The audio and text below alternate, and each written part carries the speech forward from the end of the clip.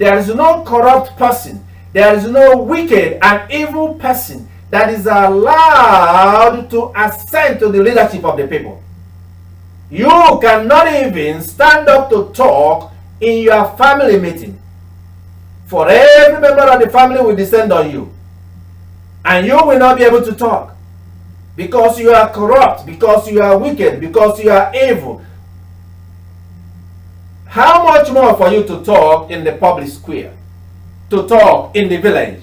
To talk in the quarter or district? To talk in the town? Neither can any such a person be able to get into the council. And I'm talking before all this corruption came. And it is in this kind of leadership that you find the presence of God and the power of God supporting, anointing, and being there for such leadership. But not that which of evil or wicked, and not that which is of corruption and criminal.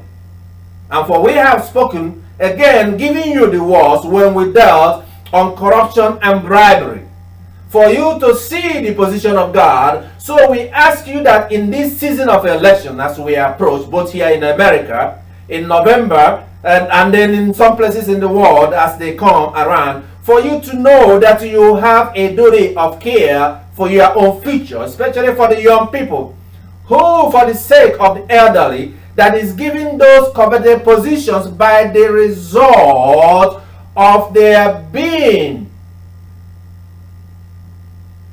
a person of good conscience, of good moral, somebody to be entrusted with the power, but not a liar. Nobody lies his way in a true democracy into a position of power. Being an elder is not a qualification,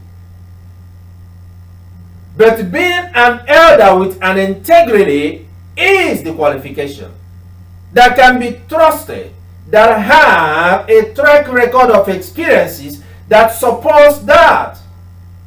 It's through that that the people can be able to see that even when in the case of election, where people have appointed people to choose who supposed to rule, that even the appointed person and those that appointed them, if somebody who has greater integrity and honor is also appointed, every one of them will surrender and they hand it over to him. So it's not by age.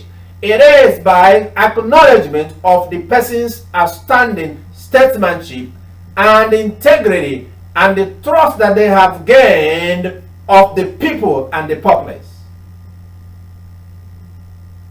And in which case, in such a leadership and in such a democratic leadership, you find that taxes may be levied, or there may be levies in terms of the infrastructure, the governance, and things that we do to benefit the public. But one thing and one element of governance is the responsibility and accountability. Responsibility and accountability is the person responsible. Can the person be trustworthy or trusted? Does the person have integrity to be able to be accountable to the people? And such a person are held into accountable. That's one element of democracy. So what we are saying is not something that is so much far-fetched, even though that the history that is then translated by oral tradition has changed, that in which case that people have even forgotten the history. But a little bit of research, you will find that during the time of the colonial masters, that they have also done their own research and have documented their findings. So, and also there were being scholars when people used to write the truth, not people that write and try to create their own ideas in the principles and philosophy of idealism and the philosophy of the philosophy of literalism, the philosophy, different kinds of philosophy around in the world. So you can see that when the truth was the truth, and in which case the truth is the truth, then you find that people have the duty and the responsibility and the honor to write down the truth. So when you look into those truths, you should ask yourself as a person, what kind of leaders do you choose? Do you pick up people who themselves are corrupt? So then, and if they are corrupt, then where is the duty and the honor that is also a factor and element of leadership? People do not gain trust just for being lying or deceiving or fooling people and misrepresentations and all kinds of things. That you find that the trust of the people is gained by the people's duty and honor that itself is unquestionable. In the Bible it says to stand approved in the scriptures.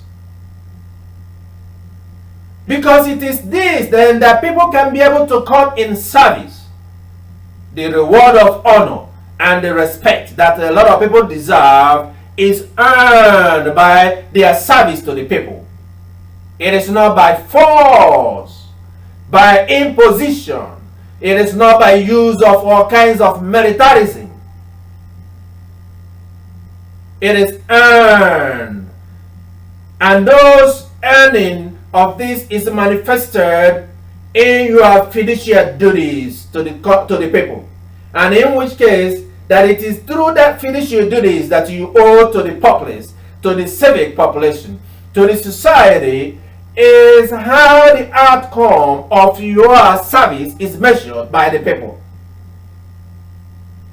And that's where the trust comes. To say, this person can deliver, and the person can go and deliver. Not to go halfway and then deviate and change course. And not to just switch over like day and night. That is separated by 12 hours.